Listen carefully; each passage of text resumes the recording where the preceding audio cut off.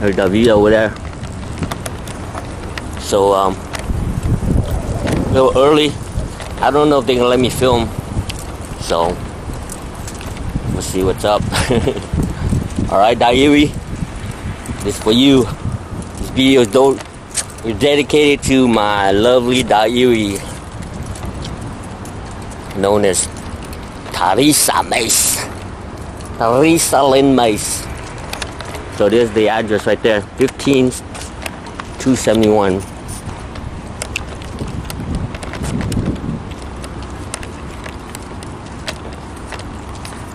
So I don't know if I can cut through here. I have to walk all the way around. Okay. Let's walk this way. They're building a bunch of stuff over there across the street. I don't know if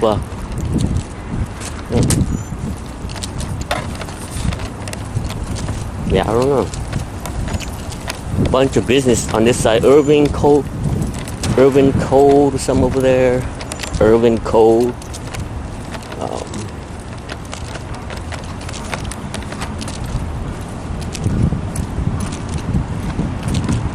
Well, I'm filming a lot because I don't know if they're gonna let me film inside.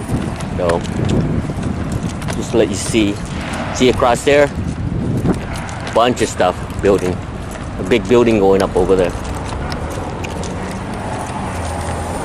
Let's see if there's this sign right here. What's this sign say?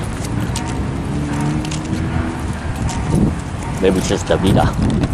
Yeah, I see there's a big construction over there. Look, all empty over there. Yep.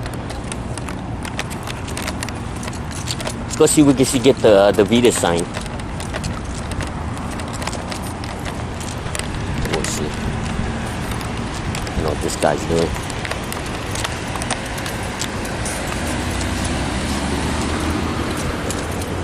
It'd be funny if that was my nurse. Yeah, so that's the address. This is the building right here. It's the big corporation.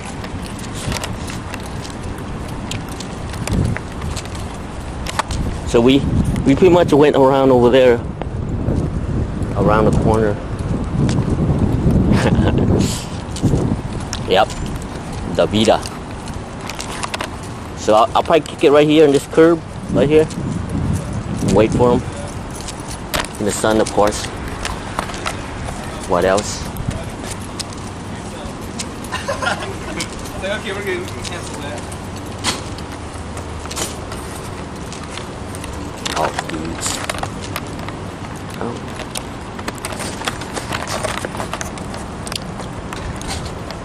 We have arrived. Let's see if I can get the sign. Can we get the sign? Yeah, right there. Davita. Corporation. Big corporation. And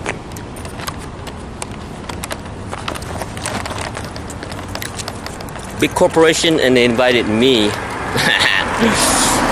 Laotian, to speak about home dialysis. What do you know, huh? Look at that, 3 stories high. Or 2 stories. It's huge. It's a huge building. Big old building, man. Look at that. So, probably gonna be sitting here in the sun. You know me, I like the sun. I wanna soak in the sun. Got my 45 on and on and on. Don't know the lyrics. So this is it, diary. No, I'm just sitting here. I'm not nervous. Just waiting 1 hour. So this is the big building. Big old building. Big old building over there. Nice palm trees.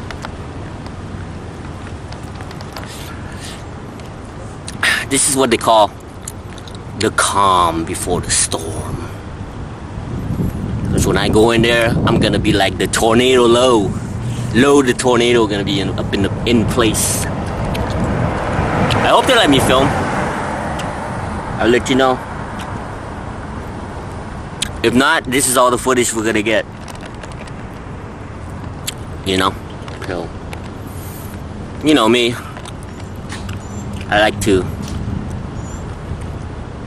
savor the experience. I'm just waiting for somebody to come out and say, "Hey, what are you doing filming?" Alright, so later, if this is the end of the video, if not, you'll see me up on the stage or walking around Davita. Alright, until then, until next time. Alright, so I've been here for like an hour stretching. Awesome, I feel like, yeah, ready to, like, you know, boom, boom, boom, boom, boom, you know, Bruce Lee style. So the nurse came, she told me, yeah, I'm not gonna get on there till around 2. So it's 1 o'clock right now, and I asked her if I could film. She said, why not? So cool. Hopefully we get some good footage. And then she's gonna come find me in like 45 minutes. She said there's food and stuff in there, but you know, I didn't come here for the food. I came here to give my knowledge, the fruit of knowledge. But you know, I might grab some snacks here and there. I mean, you know, if I see, but I don't want to be like, oh, food, you know. I mean, if this was 1980 and you know, it's coming out of refugee camp, some dirty little scrub Laotian, yeah, I'd be in there scrubbing my face. But obviously, I'm 46 years old now, so you know, I got a little bit of pride in me, you know. So she's gonna come back out and we'll see what's up. For reasons to disqualify patients from PD while they have a dog or while they're homeless. And today we're going to work on changing that mindset. So you should be looking as advocates for your patients for every reason to put them on PD. And once you've exhausted every possible excuse, then you can talk to the nephrologist about an alternative. But you're going to hear a really powerful story from this patient today that's one of ours, and I'll let Carol tee it up. Yeah, so hi everybody.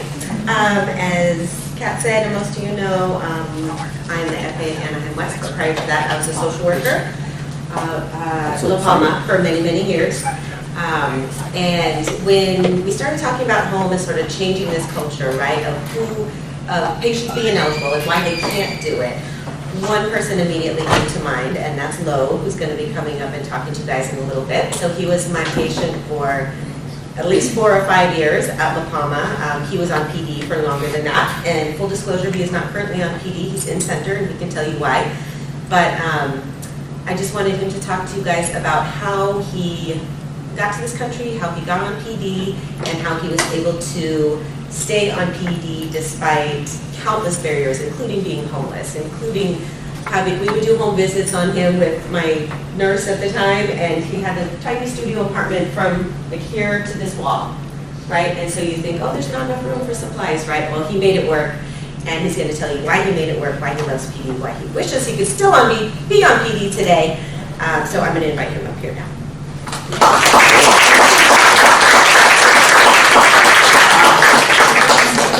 He wants to stand. No. All right, thank you. I'm very excited and honored and have the privilege to be up here. Thank you very much. Thanks to Carol. And I'm really excited. I made this awesome pamphlet. I don't have a Microsoft PowerPoint. So, you know, I'm all about hard facts. You know, I'm all about like physical copy. I know it's the age of digital, but anyway, I'm just going to get to the point because I only got 30 minutes. And, okay, It would talk for 2 hours if we let him. Well, just how you came to this country. You know, the Vietnam War, you know, just everybody else. Came here. I was born 1971. My name is Lo, by the way. First name is Tanukan, means silver arrow head, somehow. It's a long name. But Lo means 1 dozen in my language because I'm the 12th kid in my family, the last one. So I got 12 right here. So, went to refugee camp 1977 to 1980. I came to America in 1980. I was in Bronx, New York. And then too much stuff, so we moved to, my sister lived in Clovis, New Mexico, so we moved to Clovis in 1984. I I stayed there from 1984 to 1989, and I got into skateboarding, and everything was in California. I made up my mind going to California. My sister had a house in Phoenix, Arizona. So, hey, what's up? I didn't see you. Monica was a social worker after me. And I'm like, oh wow. So anyway, my senior year, which is supposed to be the best year, right? You're like, oh man, it's gonna be the best, right? Senior, I had to drop everything, drop all my friends, drop everything. My senior year, I had to start all over. Went to Arizona because I wanted to go skateboard in California. That was my goal, and I went to Tempe, Arizona, graduated in McClintock High School, 1990, and I didn't want to go to college. I knew I had to get a job. I'm in California, big city. So I didn't want to go to college because that's 4 years, so I was like, you know what? And I like, working on cars and stuff, so I went to UTI for a year and a half for mechanics. And so then they're like, oh yeah, we'll get you a job, they lie. Oh man, when you graduate, son. So they gave me all these places. I started from, so I came here, I started, I think in Paramount, and I moved my down, as the thing gave me. I went to Santa Ana, from Paramount all the way to Santa Ana. And the guy was like, nah man, Oh, before that, my brother bought me a toolbox, and my friend that I knew in Arizona, he moved to Seattle. He's like, oh, we'll get you, my dad works at Boeing. Like, oh man, that's cool, like, oh, airplane place, like, oh yeah, I love it. So I ship my toolbox up there and everything, and they tell me, oh, you know what, you can get a job at Pizza Hut. I was like, oh, what? So like, oh, never mind. So my sister had a friend that lived here in Arizona and stuff, Santa Ana, and she got here and got a toolbox up there. Anyway, that was California.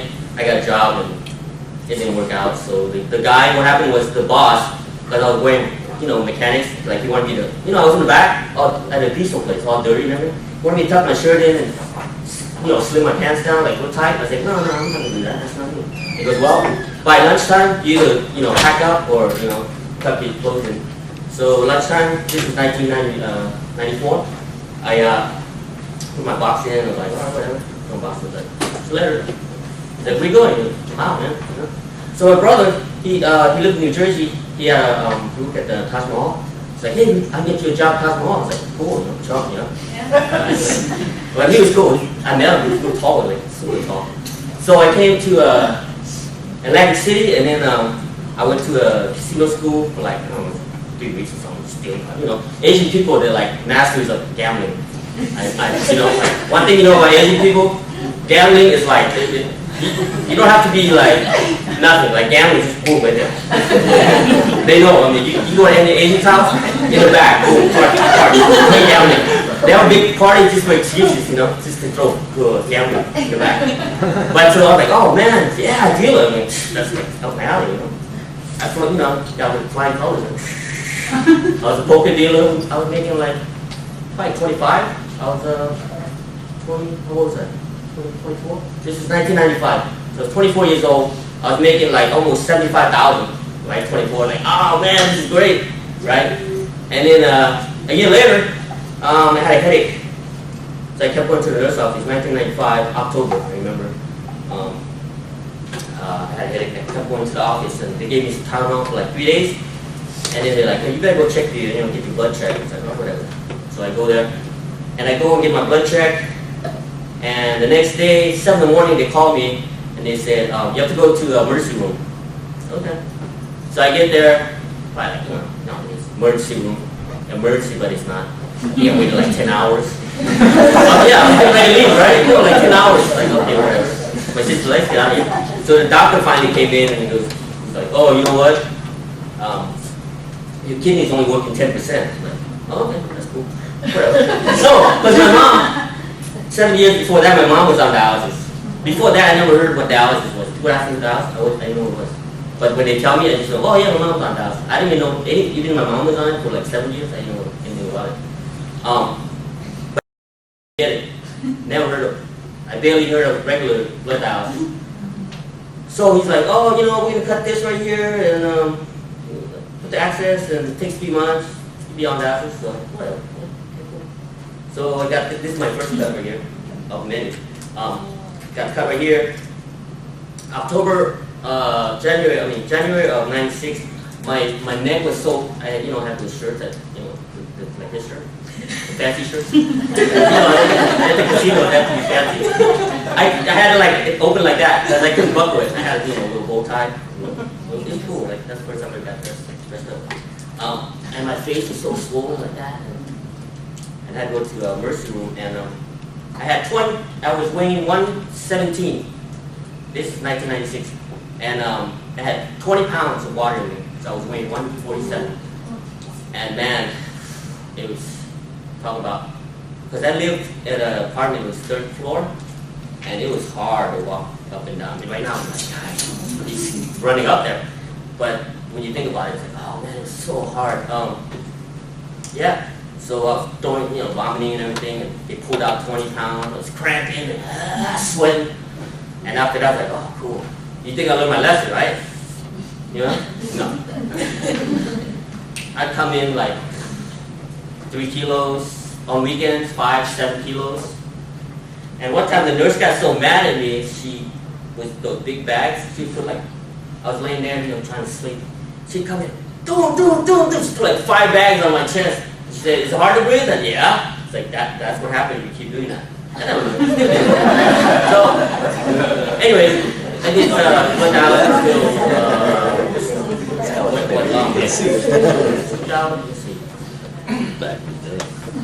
2008. 2008. There's a lot of more stories than that, but I'm just fast forwarding because I only have 30 minutes. Fast forward to the PD. They said the PD. 2008. Yeah, sorry, I wasted your time. PD, 2008. I was living in Julius, Texas. The problem is my sister was working.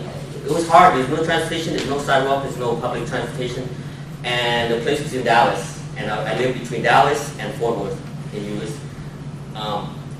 Luckily, there's a train actually that went just go to Dallas and back to Fort Worth, just back and forth. It's about 3 miles from my house. So I rode my bike, and there's no sidewalk, okay? I mean, there are sidewalks, but you have to kind of go out of your way into the city. But by where I live was a bunch of grass. So I ride 3 miles, catch the train, take the train to Dallas, and then just put out like a shuttle, and they put me up, and then that's where I got I had this little thing right. That was my scar when I got transplanted. Oh yeah, I skipped that one. It's PD, right? Yeah, I had transplant. The transplant just skipped it. But I had 2 right here. So it has 2. Here's the reason why I got home dialysis. You're gonna laugh. I didn't want to get on home dialysis whatsoever. What happened was, you look at my arms, all gone. That's how many times 4 times surgery here. Access. 3 times dead. They even tried to put a graft in here, 2 gone, all dead. So I was like, oh man. They're like, what's next? Oh, you gotta get in your legs. Oh man, my beautiful legs. I want it. I was like, I don't want to scar my legs. I mean, my arms are already scarred up. I mean, my face and everything's all scarred. My legs, I got right. Maybe I'll do a leg model. So they're like, well, you can go to PD, PD, police department? What? See, the problem is, you have to speak to your patients, normal words. That's why I use blood dialysis, home dialysis, not PD, not chemo, for the longest time, you didn't know who was blood. So, that's the reason why I got on home dialysis. That's the only reason. I didn't want to get my leg cut. Other than that, I wouldn't have got on.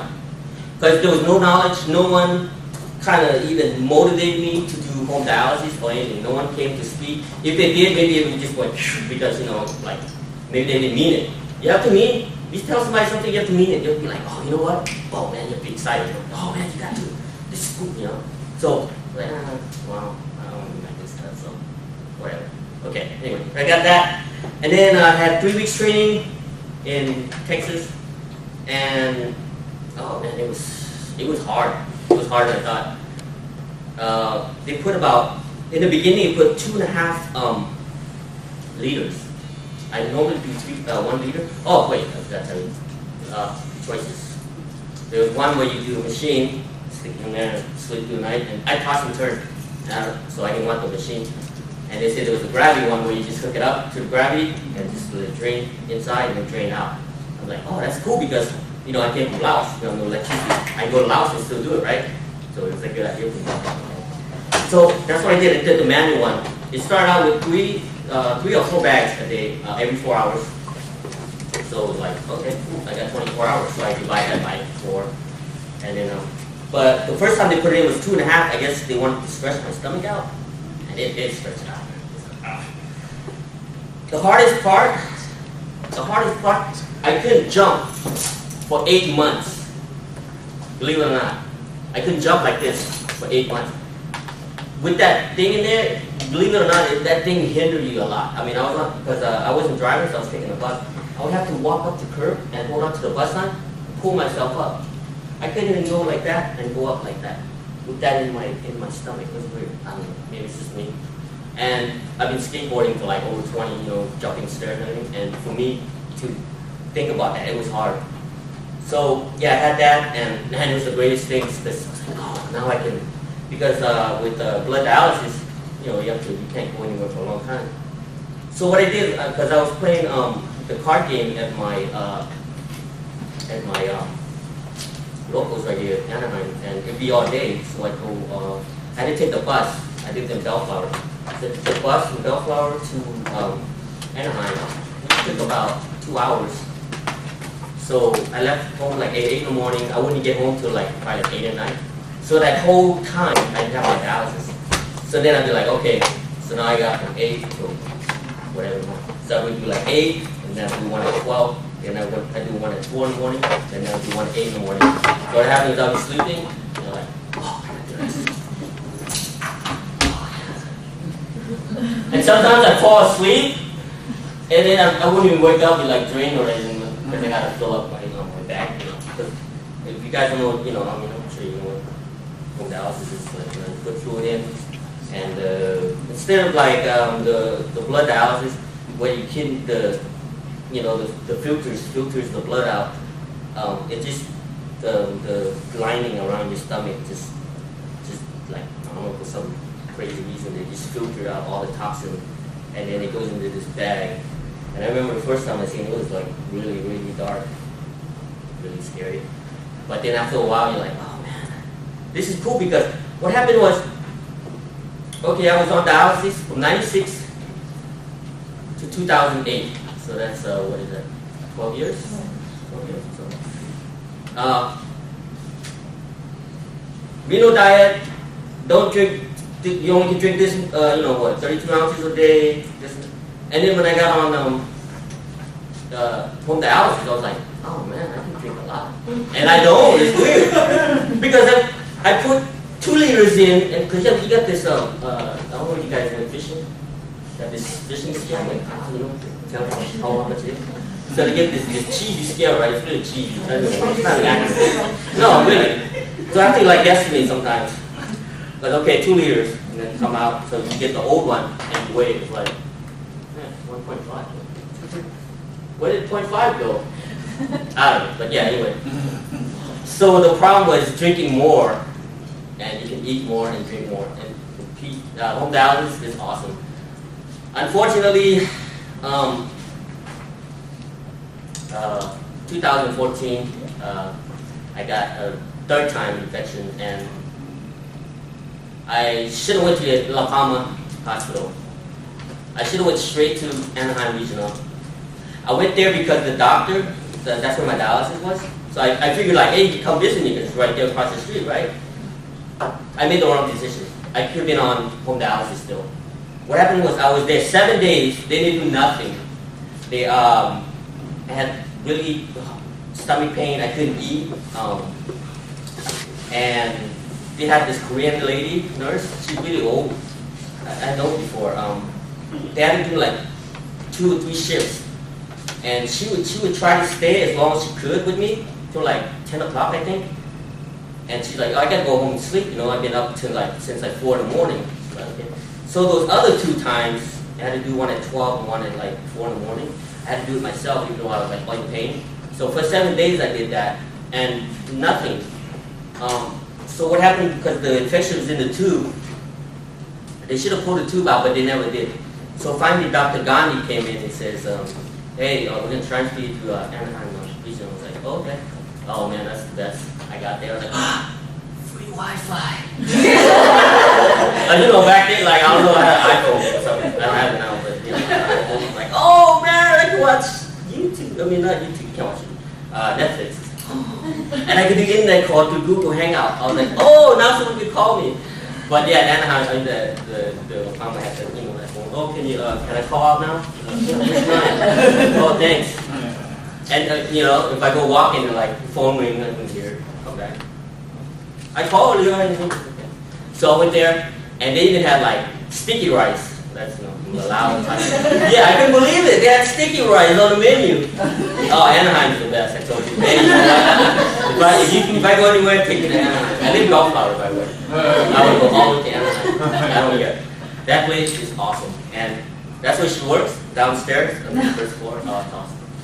And you know what? The first day I got there, 3 of the nurses brushed up. As soon as I got in the room, they were like, oh, did you do anything? Like right away. Like, I was like, oh yeah, this is the best. You know, it's great service, right? Next day, pull my tube out. That's it. That was infection. But by then it was too late. All my internal organs, they freeze with the lining, so there's no more room for the fluid to go back and forth. So so then I was there 14 days, I think, altogether. 7 days at La Palma and 7 days in Anaheim. But I didn't get to eat until the second day to the last day I left. So I lost 20 pounds. Yeah, you think how skinny I am? Even worse. Yeah, I lost 20 pounds. I didn't eat nothing. I got home and yeah. Can you tell them, so that your small little studio apartment over there in Lakewood? Yeah. Where did you keep your supplies? Oh, keep it on the. We have. I have a little 450 square foot studio, and I have a carport, and I just stack everything on the side. Oh, the good thing about another thing cool about the from dialysis, they bring the crates, right? They take the little. And they leave the crate, right? Like, you want it? Like, no, you can keep it. Like, I mean, I can go sell it for $5. I didn't have a car, so what I do is I take it apart and like do stuff with it, like making shelves and whatever, you know. It was pretty good. But yeah, that's the way I would keep it on the side of my carport. And okay, so that's pretty much the story of my PD. But now, because she wants me to tell about the struggle. The struggle is. I was living in a warehouse before this awesome studio that I got now. It's like magic. Right? I was living but I'm on disability, so I was getting $750 because they were taking out $150 for copay. Back then, I don't know if they're taking out now, but so I was getting $750, and you know, there's no way they rent it. Plus, they want the first and last month's rent. So you know, so my friend had a warehouse, so I rented a little room in there, and you know, we had a we made a portable shower out of a steam cleaning thing. We found it like out of the trash. So we bought all the good stuff, you know, from the Home Depot, of course. All the plumbing, because you know we're good at plumbing and stuff, but we just don't have the money to buy stuff. So we just buy the stuff that we need, you know, with shower head and everything, the curtain. But there's no roof, and it's just one of those home made steps going up. Yeah, we had a little like what a 5-gallon hot water, so you gotta take quick. If you want those that like to take a long shower, no. 5 gallons, you gotta take quick. So yeah, I was living in the warehouse, so we block everything out so we don't, because fire department comes and everything, and get in trouble, or he get in trouble too. But that's where I was living, and but I was doing PD for so long.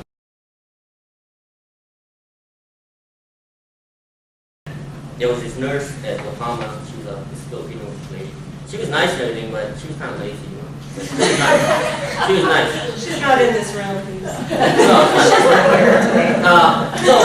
the thing is, I'm gonna get to that point right now. I'm gonna get to that point right now before I go. But I thank her for waving it out that I can do it. Otherwise, according to the standards, it wouldn't work. So anyway, that's my gripe is the nurse. The weakest point of home dialysis is the nurse. It's the nurse. Yeah, you can't excuse, right? You have to ask yourself, do you want to be a leader? Are you willing to give all your time to your patients? That's what it takes to be a home dialysis nurse. Because all the nurses I had, I could not get a hold of them for any, even have infection. You know what they tell me? If anything happens, 911. I was like, what I have you for? If I need the question? No. Because what happened, I don't know about now, but maybe Davita has their own phone where you can get a hold of them anytime, which would be really, really good, I think. But back then it was just, because the center's closed, I can't get a hold of them. And you know me, I do my PD at night and stuff, and sometimes I'll get bags that's cut or something's wrong, and I need to ask them, hey, can I substitute? Because what happened, I was doing the green, there's the green, 3 different bags. There's the yellow, green, and red. Yeah. So I was doing the green and the green and the yellow back and forth. And sometimes I wouldn't have the red, the green, or whatever, and I was going to ask her if I could, but no, you can't get hold of them. So another thing too, like I said, the nurse has to be like a leader. You can't be a follower. You have to be a leader. You have to take charge. Think of it as a little business, because you only have so many patients that come in twice a month. Not like blood dialysis. I go right now. I got blood dialysis. I go 3 times a week. There, I only go see them twice a month. One to get blood, lab done, and one to go see them when the doctor comes. Other than that, no. And then I have another one. She was working at the blood dialysis for 20 years. She transferred to home dialysis, and then she said, "Oh, I can't hack this because they can't bring me back and forth. And I don't get paid enough. Too much work.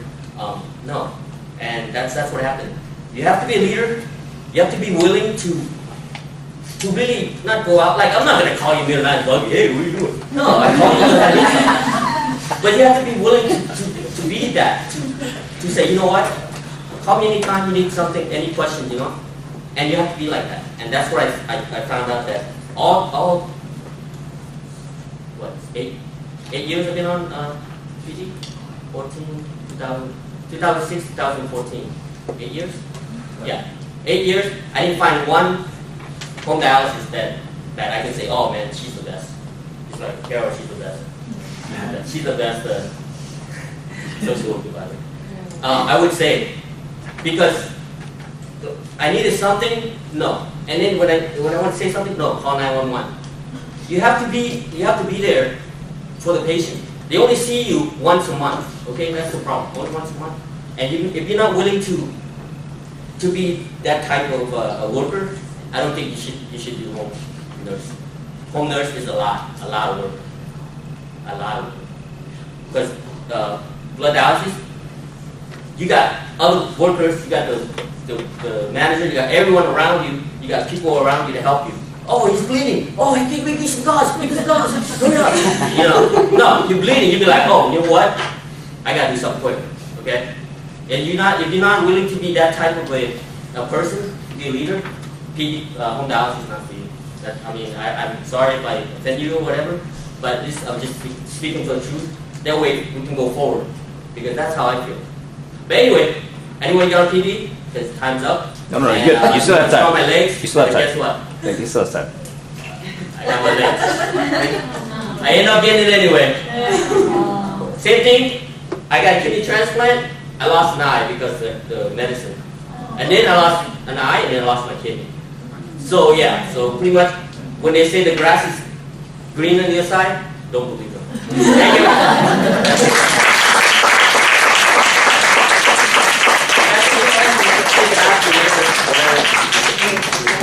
Thank you. Good job. Well done. All right, so we've got a quick break before Rebecca comes up. All right, so yeah, I didn't get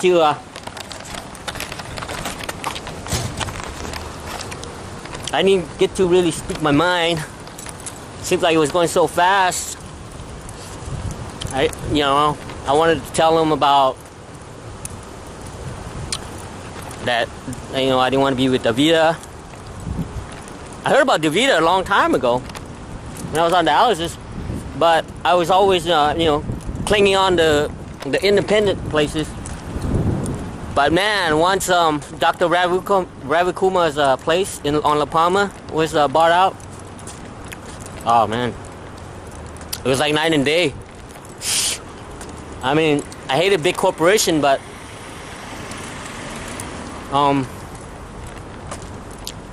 yeah, because when I was on, you know, back in 1996, we had a box TV, you know, a tube TV, and